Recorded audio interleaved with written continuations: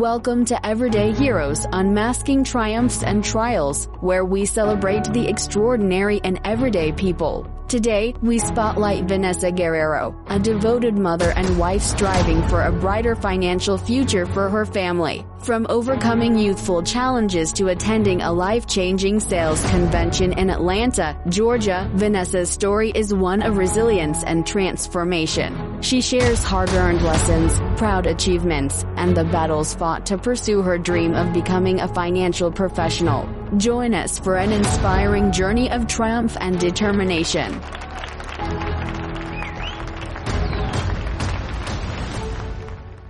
Crazy? My high school nickname was V Boogie. What? That's my Snapchat name. I just went and changed it recently.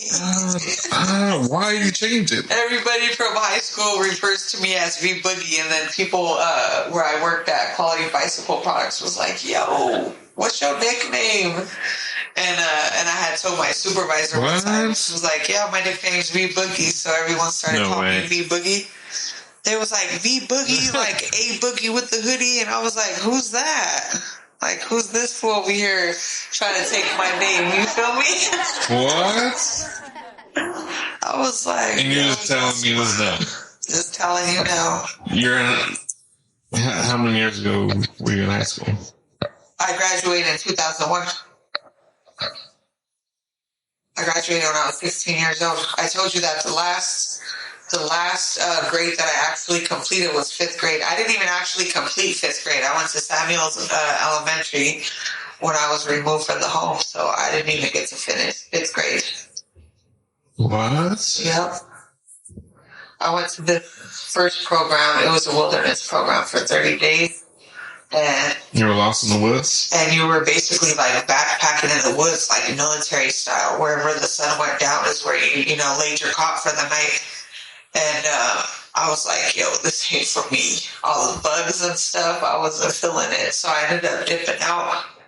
And once I dipped out, that was a bad idea. Because from there, it just caused me more problems. I ended up going to Golden County Jail for a holding cell. Denver County Jail, Denver City Jail, for a holding cell, and experienced stuff that, the little kids should be experiencing. In 5th grade, you're in Denver City Jail? Well, it was about a year later, like, after the process. But yeah, I was like, what? 11, 12. Because you were in trouble? No, so I originally got removed from my home for truancy, but my mom at the time was drug addict. She was out partying and stuff like that. She was? She really was. She was out partying and stuff, and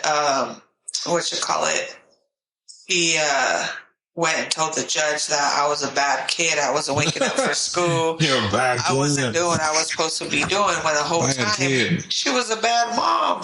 It's like, yo, if you was at home watching your own kids, we would not be in this situation right now. So yeah, come to find out, she went into court and straight up told the judge that I was rebellious. I wasn't doing what I was supposed to be doing, and they ended up removing me from the home first. And then because I didn't have a sober caretaker, to take me out of foster care, once you kind of age out, like no foster care really wants, teenagers. So once you age out, you automatically go to girls' homes. So from there, it's treatment centers, it's group homes, different type of settings, which is more like a jail setting rather than, foster care. And they said that I wasn't able to emancipate due to my, you could say, mental health at the time. And so I ended up graduating from the treatment program I was at, 16 years old. And then by then, my grandma had went to Pueblo. She went to the state hospital, turned herself into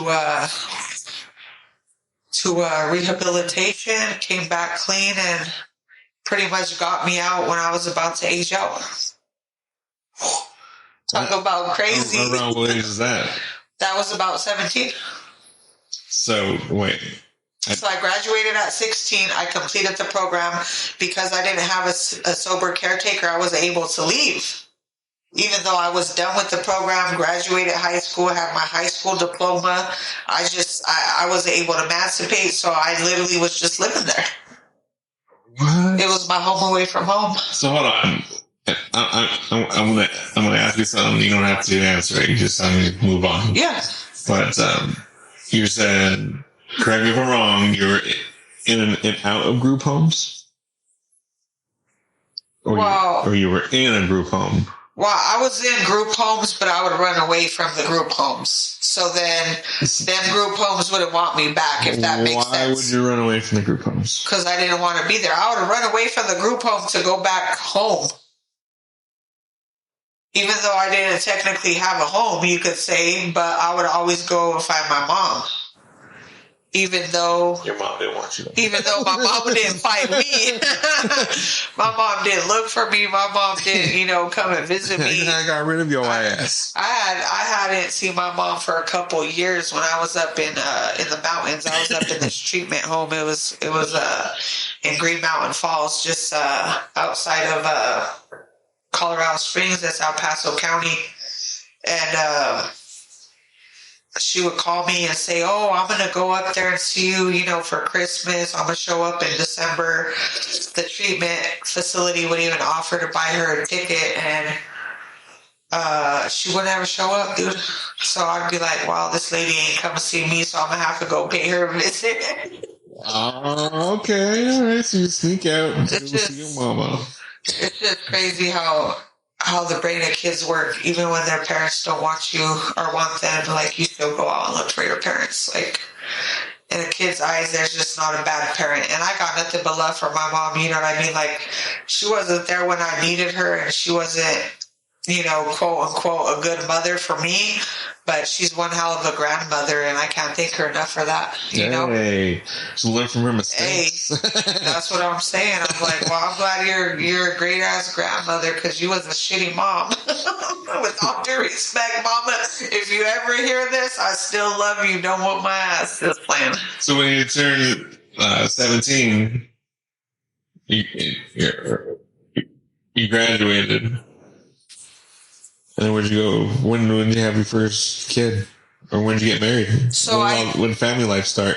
So when my grandma came back from Denver, came back from Pueblo, and she got back to Denver, she had to start the process with the Department of Human Services. So she had to do what's called kinship program, aka grandmother program. Right. So she had to go to classes similar to parenting classes.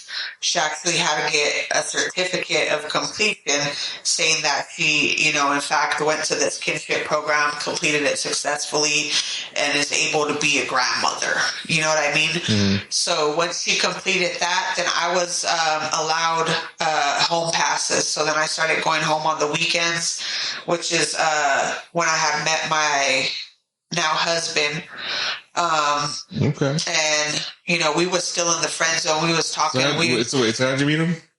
I was on home pass from the group home. A home pass? Yeah, they give you home passes on the weekend. To go to your home? Correct. And then you go back to the group home. So you leave on Friday and return on Sunday. Thanks for the home pass. Yeah. So I got a home pass, and I went to go kick it with my auntie and my aunties. This sounds weird. Don't be judgy. But my auntie's husband is my husband's cousin. Okay. It's her husband. I'm not related to him in any type of way. That's right. So anyway, so then I was introduced to him at a quinceañera. Gross. Don't start freaking me out. Yeah, so we met at a quinceañera and stuff, and he was real quiet and shy. Totally wasn't my type. I wasn't attracted to him or nothing like that, but it was just something. He was different. I'll just say that. He was different. I was just like, this dude seems pretty cool. I'm going to talk to this cat, see what's up. So we started talking. I'll call him on the phone and stuff and just try to get to know him a little bit better. And then once I got out of the treatment program, I lived with my grandma. probably only for about a year. And then after that year, I ended up taking off back to my mom's house. And then me and Perfecto were still, this is my husband, we were still talking. And at this point... Perfecto, yep. Perfect with the O. At this point, I just kind of felt like more of a connection with him. And I was just like, you know what? This is probably it for me, you know? And we stood talking and stuff like that. What age was that? So... Approximately. So I think I met him... So he got here in 1999. So, yeah, I met him like in 1999. We had been talking for a couple years, and then I got to see him / hang out with him during home passes and then continued after. So we were probably talking and friends for like 2-3 years before we made it official. Ended up getting married, getting pregnant, and all that stuff like at 18 years old. And been with him ever since. I think out of all that big story that I just told you, I think the worst part is, like, I kind of had to raise my siblings for a little bit because my mom was a very absent parent, and it kind of, like, took some energy from me. So then when I had my own kids, it was just, like, I don't know, like, I'm totally an active parent. Like, I'm very present, but I just didn't have the same energy that I had with my brothers and sisters. You know what I mean? Right. And... this is messed up, but my cousin thinks that the word outgoing means that you go out. Like, go outside. So he says that I'm not an outgoing person because, like, I don't like to go to Illich's and stuff like that with my kids, bless their heart. And now my kids don't care to do all that stuff either, so it's my fault for not being outgoing. I just wanted to include that because it's hilarious. And my husband's not a very outgoing person either, so we're kind of like boring homebodies. Boring homebodies. Yeah. They enjoy each other's company. Yeah. I mean, we enjoy family time. We like, you know, hanging out, barbecuing, you know, chilling and whatnot. But not really into, like, going to big crowded places and stuff, you know? Got it. Yeah. So then, how did V Boogie find herself into a warehouse, you said? Or what job was it? You talking about Quality Bicycle Products? Yeah, I remember you said it earlier. Quality Bicycle Products, is that a warehouse? It was a warehouse, yeah. I mean, it sounds like a warehouse. Yeah, it still is. It still is, but they relocated. So I had initially started, I started working with a company called Twilly. They make bike racks, other racks for your vehicle, and what else do they sell there? They just have a whole bunch of outdoor stuff. Totally for the outdoor person. And then Twilly ended up moving to California. Okay. And QBP moved from Minnesota to Denver. So QBP came to Twilly and interviewed me in person and was just like, hey, you know, we're aware that Twilly's moving to California. We're moving here. You know, we want to interview you guys first. And boom, I got offered a spot on the spot. So then they ended up moving out. I helped Twilly move out. We packed them up, loaded them up in trailers, cleaned out the warehouse, all that fun stuff. And then we went to QBP, physically built all the racks. And then I got certified on a forklift. And then ended up, you know, moving all the boxes in, loading, stocking, scanning everything in. I think it took 4 or 5 months to get up and running. And, after that, they decided to move to Boulder. So, yeah, from there, I ended up just getting back into customer service. So you would go to Boulder? No, I didn't move with them. Oh, they moved to Boulder. They moved to Boulder, yep. The company moved to Boulder. I ended up staying. It was So, 2018. Okay. 2018, and then I just ended up hopping in with E470. And then I think that was around the time that I met you. Originally, we became Facebook friends through Yolanda. And you offered me the opportunity, and I was like, yeah, I've kind of been thinking about that for a minute, but I'm not interested right now. And you were very persistent, by the way, dude. I think you would check in, every year? At least every 6 months. At least. And then I was just like, you know what? Heck, I was like, let's just give it a shot. I was like, I ain't doing nothing right now. I actually quit the job at E470. Why? To take care of... Isn't that a city job? So they're contracted with CDOT. They partner with CDOT. E470 is Public Highway Authority. What did you do there? I said I was customer service rep. I took inbound calls. Okay. Yeah, customer service, taking inbound calls. From the highway? No, from my house. No, I mean, but people will call you because of incidents from the highway. So people would get into the express lanes. They would drive on the toll road. Right. They would have toll bills to pay. Some people would call. I hate toll bills. They would call pissed off. I had a toll bill that ranged up all to over $1,000. That's what I was just going to tell you. People call. I avoided it. They're like, I'm at DMV, and they're saying that there's a hold on my plates, and it's your fault. It's like, well, if you don't got no money, you should be driving on them toll roads and them express lanes. Until this day, even though I don't work for them, I'm a firm believer. If you don't got no money, stay out that lane. That ain't your lane, playa. You have no business. It's a bad lane. No, I'm not mad about it, but it's a bad last year I went to a baby shower and I was on the express lane on I-25, jumped out of the express lane and got a $200 bill. What? Yeah. You jumped out? Out, not in. Yep. So you might as well just stay there. No mercy. It's because I missed my exit low-key, like on 120th or something in I-25. And I was like, what did I do here? Wow. So did you pay it right away, or did it recruit interest? We don't want to talk about that right now. If CDOT's listening, you know what I mean? Don't come for me. I got you. Oh, my gosh. CDOT. I'm debating if I want to dispute it. So, no, I haven't paid it yet. Why don't you contact your legal shield and consult your lawyer? I don't got legal shield. I can sign you up today. And you have access to a lawyer immediately. Free consultations all year long. That's a good idea. That's a good idea. That's a great idea. Plus, if you sign yourself up, you get paid. True. So wait a minute. Why did you leave there? This sounds like a pretty comfy job.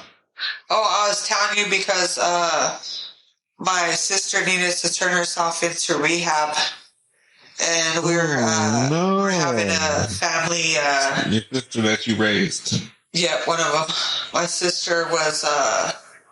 we're having intervention for her, trying to prevent, the kids from getting removed from the house and going through everything that we had to go through. Right. And she decided that she wanted to turn herself into rehab, get some help. So I offered to quit my job and take care of her 3 kids while she went and got the help that she needed. And I ended up quitting that job. And during that time is when I actually met you.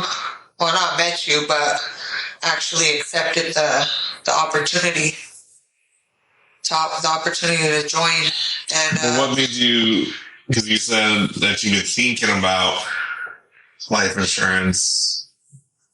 But what made you think about that's a possibility before even talking to me? So I lost my best friend, and when I lost my best friend, it was really hard coming up with the money. I had a benefit for her. We were selling plates. We were selling auctioning off some of her clothes and stuff like that. And when I realized how hard it was and how expensive it was to come up with the money, you know, in a short period of time, because at the end of the day, the funeral home is still a business. You know what I mean? And they need their money. They want their money, so they're putting pressure on you. They're like, hey, you know, when you going to come up with that money? You said it was going to be today. And, you know, and it's like, okay, I only got half. You know, give me another day, give me 2 days. Right. And that entire process was traumatizing. And I was just like, dang, like, people need to know about life insurance. You know what I mean? Because if she would have life insurance, we could have prevented this from happening. And I'm going to be real honest with you. Like, it really didn't cross my mind before that. Like, that was probably the hardest death for me, like, in my lifetime. Like, I had previously lost my grandfather. Like, obviously my dad, he committed suicide when I was like 4 years old. But, you know, I was too young to know about life insurance. You know what I mean? And I was too young to know about that process. What I did know is that my grandpa, when he passed away, his funeral was a breeze. Like, he had life insurance, so I'm thinking, like, wow, like, he got buried damn near the next day. Wow. We didn't have no benefit. We weren't selling plates. We weren't begging for change, you know. And when I say begging for change, I'm referring to a GoFundMe. Right. Because to me, that's like panhandling at the corner. Right. Asking for change for your loved one when you should be responsible enough to have life insurance on their life, you know, to cover that worst day of your life, you know? So did y'all have a successful GoFundMe? So we didn't have GoFundMe at the time. Oh. We had to do this manually, old school style. Oh, wow. So GoFundMe, I don't think it was around yet. I mean, you could do your research and tell me when GoFundMe, you know, was created or started. But you didn't know about it. So but I didn't know about it. Exactly. I didn't know about no GoFundMe. And if it was around, I sure the hell didn't know about it. And having to come up with that money and like beg people for money, you know, to put my friend to rest was beyond me. Like, until this day. How long did it take you? So this is a really sad story, but my friend she committed suicide. She had already been hanging for 7 days. I'm sorry. And so her body was already deteriorating. 7 days? So she hung herself in my mom's closet. No. In my mom's room closet. Yeah. And after they found her, it was because her job called and did a welfare check and was like, hey, she hasn't been to work now and we're worried because this ain't like her. Right. And ended up showing up. The cops showed up, you know, knocked on my mom's door, and they're like, hey, you know, is so-and-so here? I'm not going to say her name you know, just out of respect. And my sister was like, no, like, I haven't seen her for a while. Like, she just comes and goes, you know. She stays here sometimes, stays with one of her girlfriends or, you know, whatever. So, no, she ain't here. I haven't seen her for a while. Right. And them two actually weren't talking at the time. So my sister didn't really care, you know, to see her. Right. So then the cop was like, all right, well, if you see her, you know, tell her job's looking for her. Well, the cop had a gut feeling that something wasn't right and walked around to my mom's backyard and was peeking through the windows. Through the fan, he was able to see something that looked like an image, like a body in the closet. So he ends up kicking down the fan through the window and sees her, with all due respect, dead body hanging. So he immediately goes back around, pounds on the door, you know, instructs my sister to get out the house, goes in, knocks my mom's room door down, and goes and cuts her down and, you know, checks for pulse and whatever else they do. My sister calls me. She had called me the first time saying, hey, when was the last time you saw so-and-so? Cops are looking for her. And I was just like, you know what? That's wild. I was like, because we're supposed to get lunch on Wednesday and she never showed up and never answered my text messages. But it wasn't unusual because she would always, you know, get in her little modes where she would, you know, take off and disappear and just be hanging out with her girlfriend. So we was used to it. She was always in and out. You know what I mean? Right. And she was always on go. So it didn't seem unusual to me at all. And matter of fact, that night, she came to my house and dropped off some money for my husband. Was like, where's Ness? And he was like, she's in the shower. Do you want to wait for her? And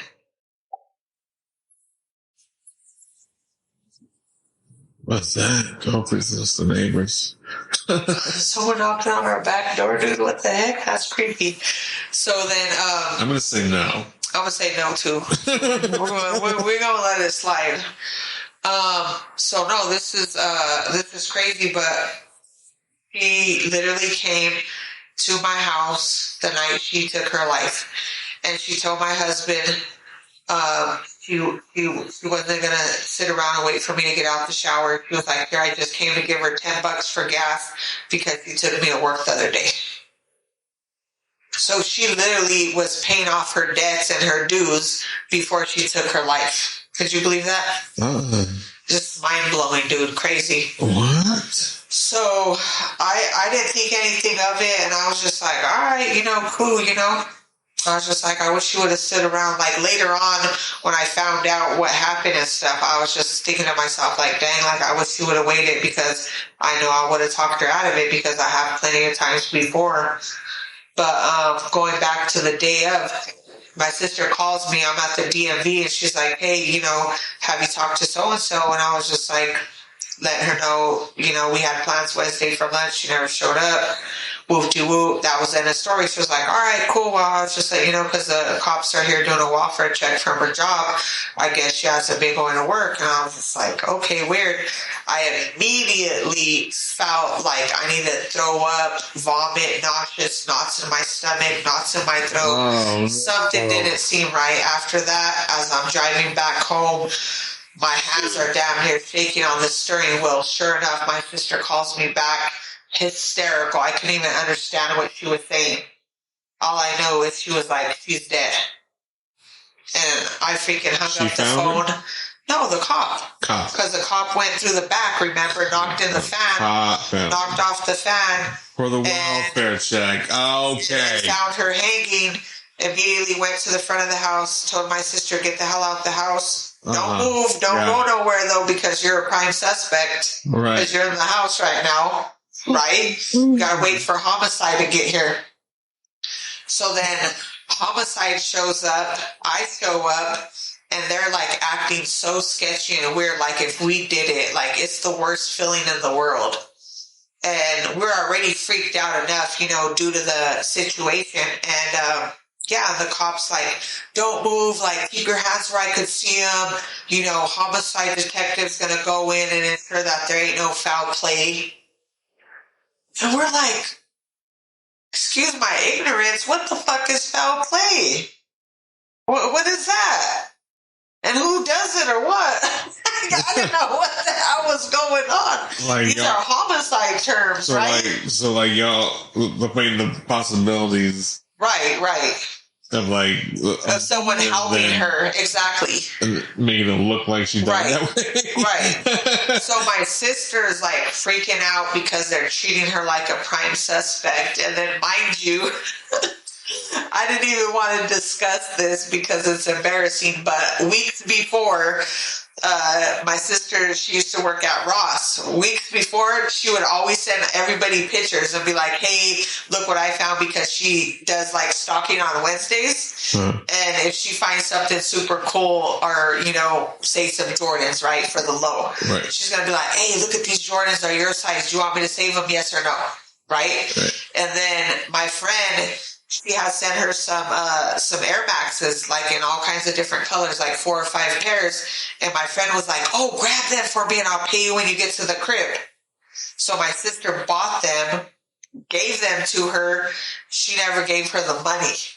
So then her and my sister were in an argument during that time because of some money, which, you know how money is. Money, they say money is what's it called? The root of all evil, exactly. So they were not talking, which made her even more suspicious. Bless her heart, poor thing, because she was like, I'm pretty sure she was snobby with the cop when they were like, where's so-and-so? She was probably like, I don't know. I don't care. You know, if that bitch still got my money, I don't want to talk to her. Right. You know what I mean? So, man, it was all bad. And I felt so bad for her, not to mention, like, I went in, like, not only were the cops treating her bad, but when I got there, I was just like, are you freaking serious? Like, you just let her kill herself because she owed you some money? Like, you know what I mean? Like, I took it out on her. Like grief is so crazy. It's so much easier to just blame somebody for doing it because it helps you, you know, kind of feel better, you know, having a face to, you know, to the situation. And I apologized to her, and I still apologize. Like, every time I think about it, I'm just like, man, I am so sorry for going off on you like that. But at the moment, it was so devastating. Like, you just needed to blame somebody. You needed to yell at somebody. You needed to cuss at somebody. And that whole experience overall was just, I don't even have words for it. Honestly, it was heartbreaking for real. And I wouldn't wish that on anybody, honestly. Cray. That's wild. Right. I think the hardest thing for me was, like, I experienced that when I was 4 years old. Like, I found my dad hanging. And you would think that, like, I wouldn't even remember that. And I literally could still visualize it right now. And I told my mom, and my mom was like, get out of here, you know? Is that, if you don't mind me asking, is that when your mom switched to drugs, or was she already doing drugs with him? I don't think she was doing drugs. I think she was a very sweet, innocent girl. My dad, like, he used to beat the shit out of her. Oh, no. It was really bad. It just gets worse, honestly. So the night of, he was doing drugs. He was intoxicated. The night he killed himself? Yeah. What? What was that? I don't know. I'm asking you. Oh, I did that because of this. Oh, okay. But yeah, so the night of, my bad. I thought you was like, no, my bad. The night of, he was intoxicated. Unfortunately, he was, like, really drunk. He was doing Lord knows what drugs, and he was just a real violent dude. He was Italian, if that speaks anything to you. I don't know if it was his dad or his grandpa, but straight from the Italian mob, dude. Just some hardcore dudes. So he got that, I don't know if you want to say, like, violent blood or bad blood or vicious blood, whatever you want to call it. Nothing to get it out on? Pretty much. Like, you need a hobby. Yeah, he took it out on her, bless her heart. She was basically his punching bag, and I think everything she went through, like all the domestic violence, right, and then that incident, like his suicide, I think that's probably what drove her. Like, she was obviously very young still. Like, I don't blame her. She was young, and, you know, she was still figuring life out, and she didn't have a coach or mentor, you know, or anyone to look up to for that, you know. So I don't blame her for what she did, because she didn't really know better, you know? Yeah. But I think that's probably something that probably led up to her, you know what I mean? Starting to try drugs or whatever. Right. But yeah, crazy stuff, dude. What was, I know you're like 4 years old, but do you remember, was your dad buried or cremated?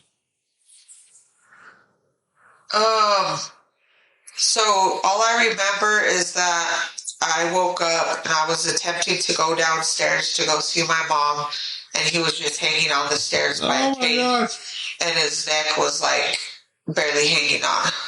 And he was, like, gushing out really bad. I just remember seeing the handprints down the side of the wall where he was, like, trying to save himself. Maybe he didn't want to do it no more, or had second thoughts, or, you know what I mean? Maybe he wanted to come back to life. I'm not sure what his intentions were, but when the ambulance got there, they cut him down or whatever, and he still had a pulse.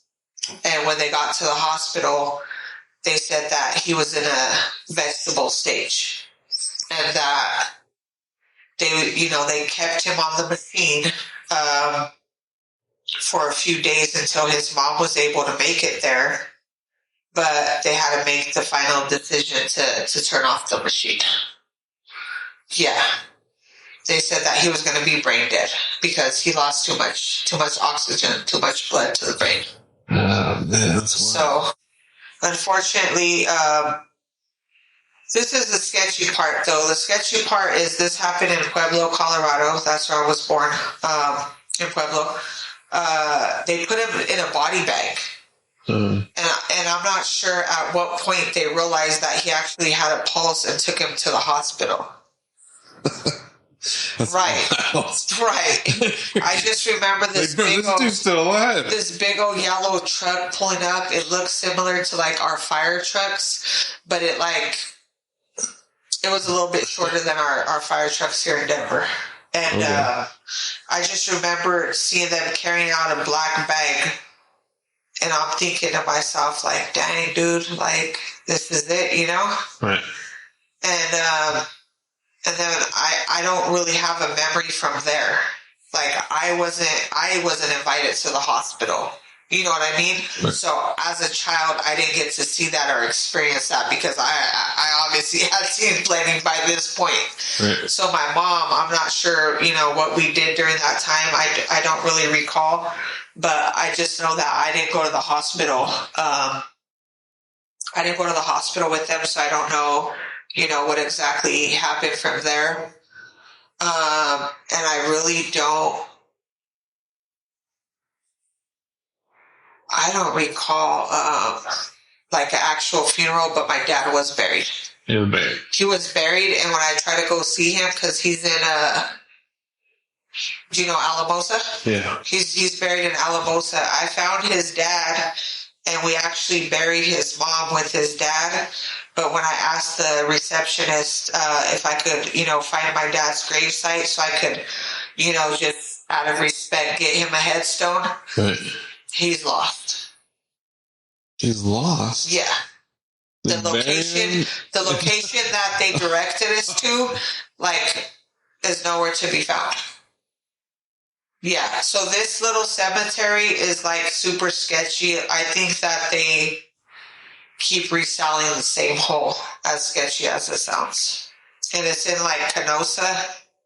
It's in Canosa. Reselling the same plot? Yeah, I think they resell the same hole. What did they do with the body?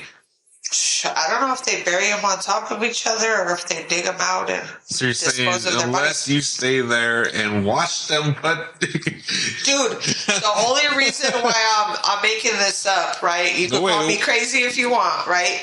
I went to the cemetery for my grandma's burial. My grandmother was cremated, but we buried her ashes with her husband, which was my dad's dad or my grandfather, right? Mm-hmm. So when we went to the cemetery, I'm looking around and there's maybe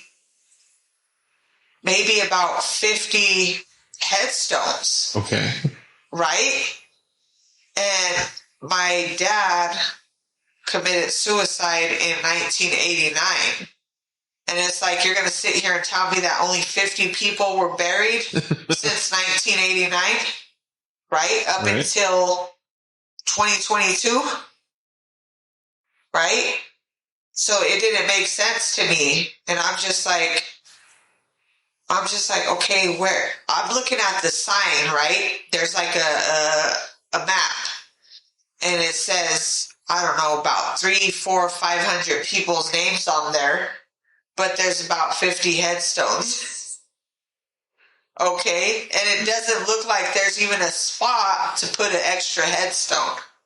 So I'm wondering where them other people are, including my father, where them other bodies are. That'll have have to be a whole nother conversation, okay? We might have to go up there and do like some ghost stories or something. You feel me? That's why. Because something's not right. They have this big old map at the entrance. And then it gives you the directions, you know, right. Which it ain't hard to find. You go in there, you do a circle, and you done went through the whole place. Okay, woo. Right? But the thing is the list is about, like I said, like maybe 300, 400, 500 people that are supposed to be buried there. Do you see what I'm saying? I see what you're saying. But there's only about 50 headstones. And I understand that not everybody could afford one, especially, you know, if they don't have life insurance, burial insurance, final expense insurance. You know what I mean? I understand that not everybody could afford one, but that number just don't make sense to me. You just threw out a whole bunch of different type of life insurance. I have no idea what you're talking about. I don't either, sir. No idea what you're talking about. So then, burial insurance, life insurance, final expense insurance. Wait, before you start spelling it out, I have to stop you. Stop you because I gotta keep your fans on track here. Yeah. So you're leaving all this. You're leaving all the with your job. You're leaving with your now husband. You had your kid. All this history of death in and out your life, all your whole life, basically, right? In a pretty extreme ways. And I say that because I have similar experiences, not with suicide, but homicides. Right. Right, and so I get the background.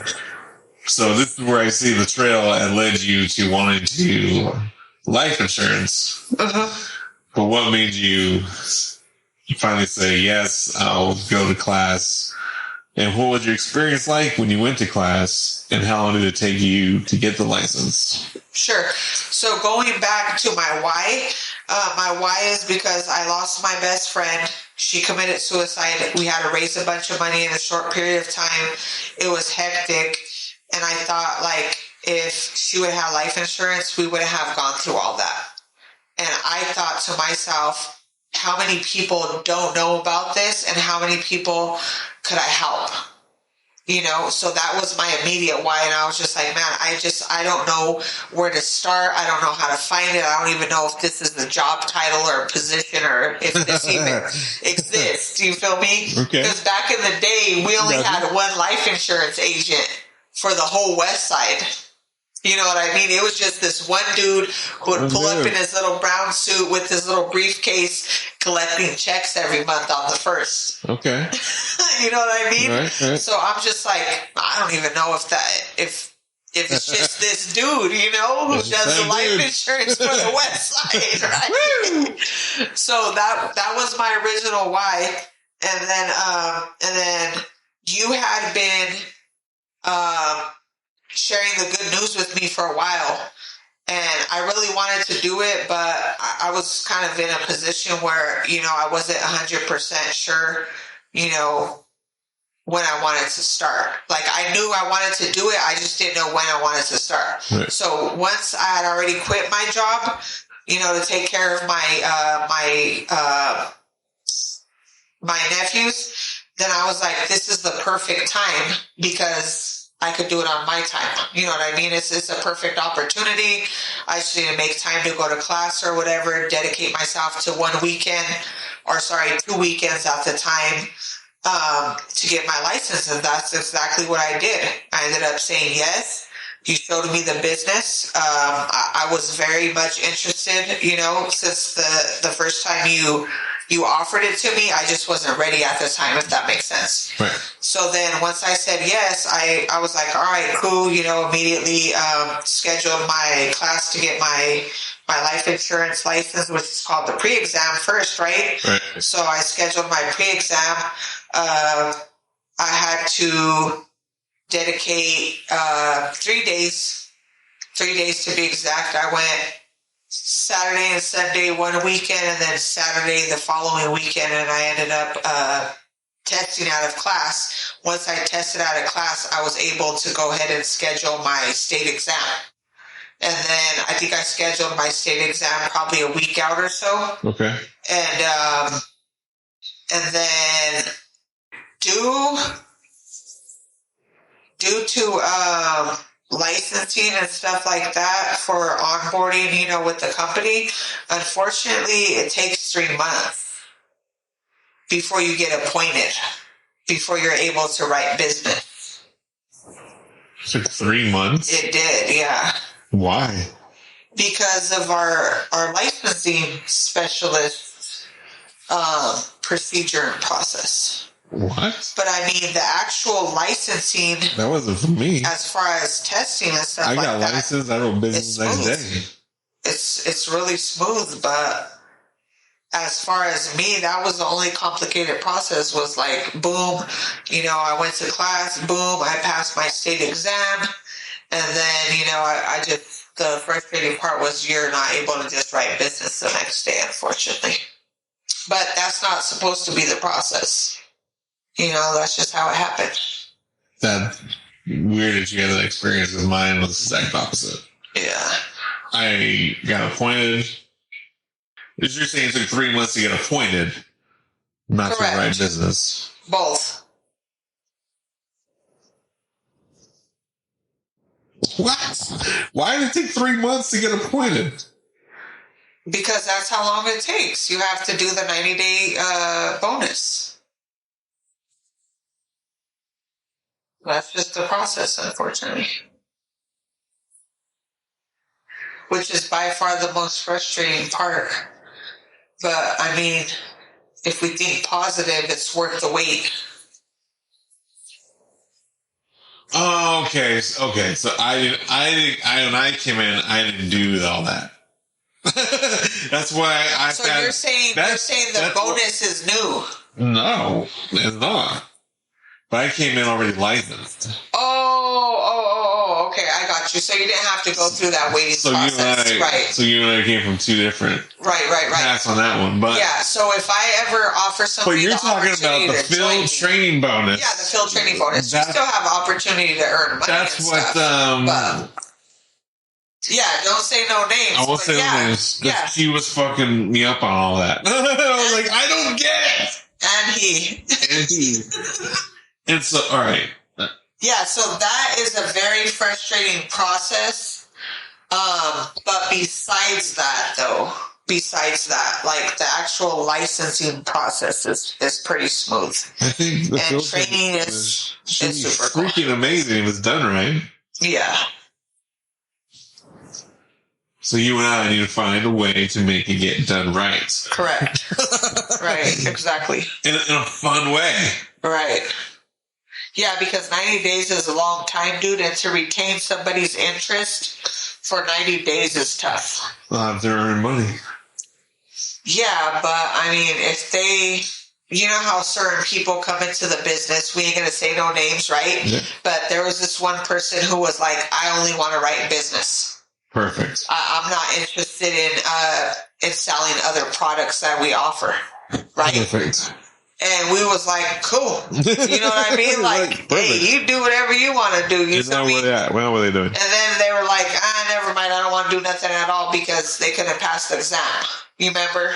Okay. So they just backed out completely. I was like, hey, how do I, cancel my subscription? You remember? Tell me who it is. I can edit it out. What was her name? I just seen her name pop up on Facebook. Melissa. Nope, not Melissa. What the heck is her name? Tina.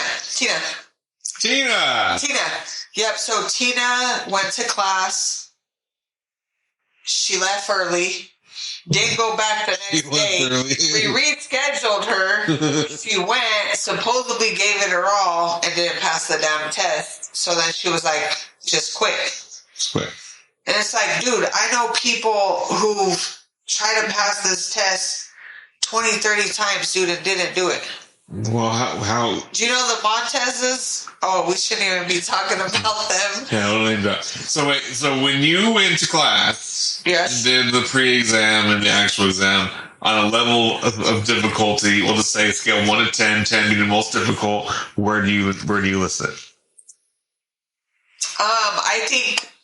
I think my instructor was very good and thorough, and I don't think it was difficult. Like, if I had to measure it just because it was new to me, I would say I would give it a 9.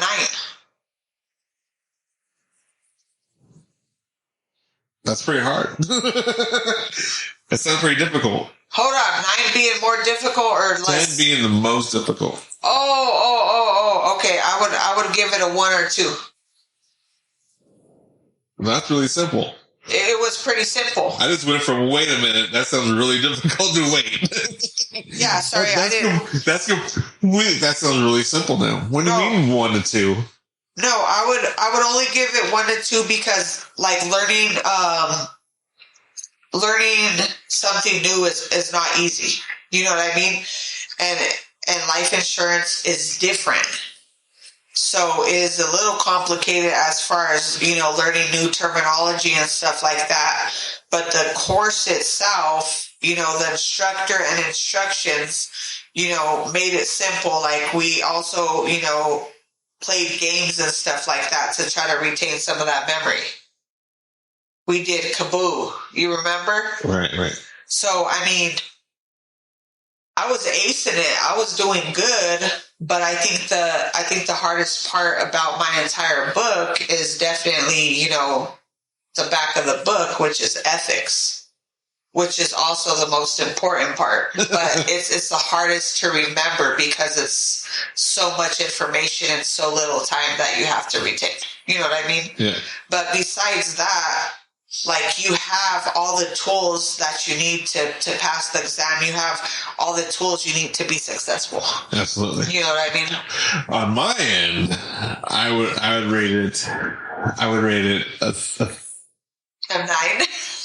I would rate it between a 6 and 7 because all I did was get the book, right, read it, and take the exam, and I passed it on my first try. Yeah, if I'm not mistaken, I mean, you even scored better than me. They never told me my score, so I don't know. I just passed by the grace of God, and this is what I said when I went in there. Okay? I didn't go in there with the plan. I didn't go in there with the big head. I was nervous. I was shaky. But I was just like, Lord, if this is for me, then let me test out of this class. Then let it be. And let it be. I passed out of my class. I don't remember what my score was, but I mean, in my own words, I'm going to say I aced the damn test, and I was proud of myself that I actually tested out of that class because I was the oldest person in that class. I was in class with a bunch of 18 and 19-year-old kids. No way. Yep. I wonder if any of them were at convention. I wouldn't know. I wouldn't know. I would say no. But I mean, that shop gets a lot of kid recruitees or whatever you call it. They recruit a lot of kids. Me personally, I didn't feel confident when I went. I was like, dang, man, I'm an old lady and there's all these little kids in here. Like, this is going to be wild. And then when I seen how many people got up and left the room because they did not test out of class, I was crazy. Like, I was crazy in shock knowing that, like, I made the cut. You know what I mean? I was like, ain't no way. I was like, you sure? You sure? You better double check your paperwork. Are you 100% sure my name was on that list? And yeah. Right. Sure enough, I passed it. But I think it's how serious you take it. Like, if you study a little bit before you go and take the course and you're at least a chapter ahead, like, it's just going to be a refresher when you go to class. Like, if you follow the directions by the instructor, everything's going to go smooth. You'll be in and out that bad boy in 3 days. So then overall, it's a 30-day process? It just depends on scheduling. It depends on what's available. You really have to commit to 2 weekends. Commit to 2 weekends, take the exam, boom, done in a month. Commit to 2 weekends, and you could be done in a week if you are serious about it. Now, it'd be really cool if we could set up a training course. I mean, get into class, do life, and then while they're still doing the field training bonus, right? They can't write business by 90 days. Right. And then you put them right into securities. Right. Securities is about a 2-month process. So, I mean, by the end of 2 months and 1 month, that's approximately 90 days anyway. Right. So I think that would be an excellent idea to implement. I mean, I've heard of people doing that, but I'm low-key sketchy about that. I feel like it would be intimidating and throw people off. Like, I wouldn't force it on them, but I would definitely offer it to them. Like, I wouldn't make it mandatory. Like, if you want to be on my team, like, you have to do this, this, and this, because everybody moves differently. Like, you could really miss out and lose a really good, money-making, motivated person, and scare them off by telling them, all right, we're going to study for SIE. You know what I mean? I would tell them, this is, what is available to you, and this is what's next. Do you want to start fast or do you want to start slow? I wouldn't pressure them to do it, to be honest with you. No, I get it. You want to get like you could put some heat on it, like if they're really interested, but I feel like they really have to want it in order to go out there, study hard, understand the material, pass the exam, get licensed. You know what I mean? Yeah, because some people are in it for everything, and some people, like I said, are limited, and most of it is because they're limiting their belief system, right? They don't believe in themselves. They don't believe they could do it. They don't believe it's for them. They don't believe it could happen for them. But once they see other people doing it, they might get hungry for it later on, and it's not really on our time. It's on their time. You know what I mean? Right. So do you believe what's happening for you? Wanting the SIE? Yeah. Or what? Yeah. I've thought about it a lot, but I mean, no one hasn't even showed me where to start studying, so I'm just like, all right. Yes, we have. Oh, in the Telegram. Well, they say click here, raise your hand here if you want to study for SIE. Oh no. They have a video that they put up in what's the general chat? The general chat where everything goes. Well, one thing is when they just go in there and say, hey, hurry up and get your SIE. You know what I mean? And one thing is say, hey, you ready to start studying? All right, but like I think I understand to an extent, like when he first started offering it, I think it was like to you and like a couple other people. I mean, he offered it to all of us, don't get me wrong, but it was like, you could sign up for Kaplan or something else. Yeah. But like, in your POL. Like, I really don't, I don't know. I guess I didn't look at it. It's all your POL. I didn't understand it. But, like, everybody has scared me away from it a little bit. Saying like how hard it is. So I take on challenges, don't get me wrong. You know what I mean? As long as I'm directed in the right direction. Yeah. So like I'm down, but I just gotta. All right, cool. So it's future goal. Perfect. I don't want you to be mad if I start studying and I go and take my exam tomorrow and then I beat you there. You feel me? Hey, I ain't trying to get cocky or nothing, you feel me? But hey, you never know. You never know. You just never know. You should beat me there. No, I'm just playing. I don't want to beat you there. You should beat me there, not meet me there. I'll race you there, though. All right. We could definitely race. Perfect. So, what was your biggest thing about conventions? What made you want to go to Primerica Convention? How did you pull it off? And what do you feel was the biggest thing you learned there?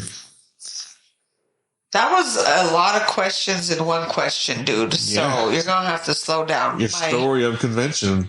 What made you want to go there? So I went because it's supposed to be super cool and epic, dude. So who wouldn't want to go, right? And a lot of people, because they didn't go. That's their fault. They just said that this is a life-changing event and you want to be there and you don't want to miss it. So I was like, bet, sign me up. So once registration opened to all reps, because I don't know why the events are set up like that, but they only open it up for like RVPs and above first, and then they open it up to all reps, right? So right. I was following like on POL, and once it said open to all reps, I don't know, I felt like tickets were unlimited. I felt like tickets were not unlimited, and I was like, oh my gosh, I better hurry up and get my freaking ticket now, dude, right, before they sell out or something, you know what I mean?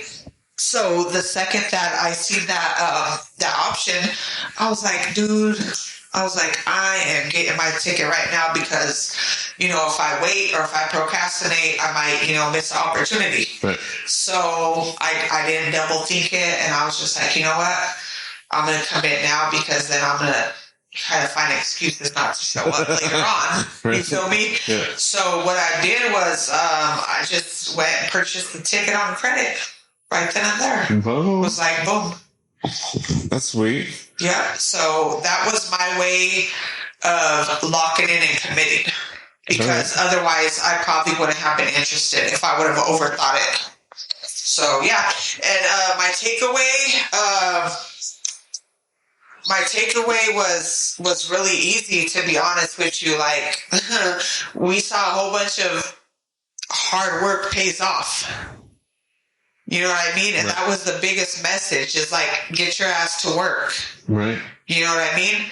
Have I put a plan together? Do I have a goal, in place? It's like, I have a picture, I have a vision, I have a dream, but I need to write this down. Yeah. I need to make a actual plan. But you feel it. You feel it in your gut right now. So was it life changing? I don't want to sound jacked up to you or to, jacked up to our audience or nothing like that. Sound all the way jacked. But they just repeated a lot of stuff that I already knew. they repeated a lot of stuff that we already know. Like, we know that, if you want to see results, you have to put in work. Right. Like, it's common sense. Like, if you don't have no activity, you know what I mean? You ain't gonna see no results. Like, it's really common sense. Will this reach? It reaches. It's really common sense, to be honest with you. And hearing other people's stories and stuff like that, like, I was able to relate to some. Right. But it wasn't, like I said, don't judge me because it's jacked up. But be jacked up, jack it all the way up. But it wasn't the words, it wasn't their experience, it wasn't their story that motivated me. It was just mostly the biggest reminder was just get out of your own way. Get out of your head, get out of your own thoughts. Because half of the time, like, we end up holding our own self back. And I already knew this, but hearing it so many times this weekend, it's like drilled in my head right now.